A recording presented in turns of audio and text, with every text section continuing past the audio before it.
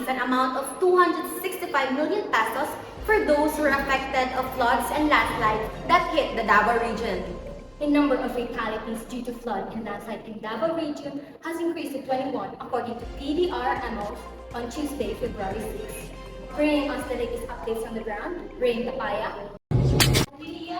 Baguio City, in the wake of flooding and landslides triggered by the shear line and throw of a low-pressure area in the region of Davao, Marcos presided over a situation briefing at the Presidential Guest House in Davao City on Wednesday. The President explained the need to provide the victims with immediate assistance. That's why I released 265 million pesos to make sure that the pace of the response is immediate at mararamdaman kaagad ng mga tao. Meron kaagad silang tulong, mararamdaman nila kaagad na meron silang gagamitin sa mga pangangailangan nila. Based on Gatchalian's presentation, the provinces of Davao de Oro, Davao del Norte, Agusan del Sur, and Davao Oriental will receive 30 million pesos each, while the provinces of Surigao del Sur and Maguindanao del Sur will receive 25 million pesos each, while Cotabato and Bukidnon provinces will be given 10 million pesos each. Rain Tapaya, CBA News.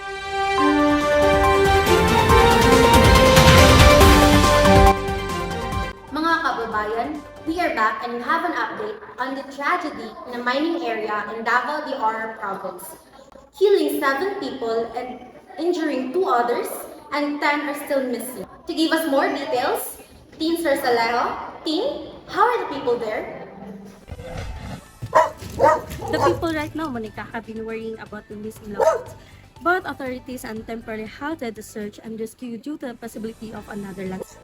The Davao de Oro PDRMO had said 13 people died while the people were injured in the province. Of the 13 facilities, 4 were reported each in New Bataan and Maragusan, 2 each in Pansapan and Moncayo, and 1 in Maco. How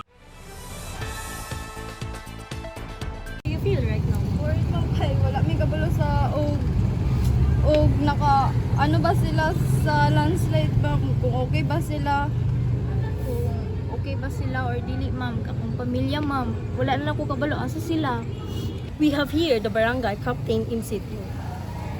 To reduce like this mga situation in the far future, we will do proactive preventive measures to lessen the impacts of these climates and these hazards to us.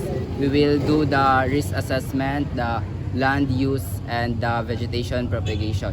And especially we will do planning, for example mag-ano jud mi sa mga plans namo kung mi mag-evacuate like that. And especially jud sa mga low-lying areas na dito jud nila need to help jud mi risk assessment mi sa ilaha kung unsay mga dapat himuon nila para malesen ang mga ingani na casualties sa ilaha for in the future. That is situation here right now in Davao de Oro. Back to you guys in the studio. Stay safe right there, team. We'll get back to you soon. As recovery effort continues, stay tuned for further updates in this developing situation. This is CT Sangkupan. This is Monica Layo, the latest update from the ground, CBA News.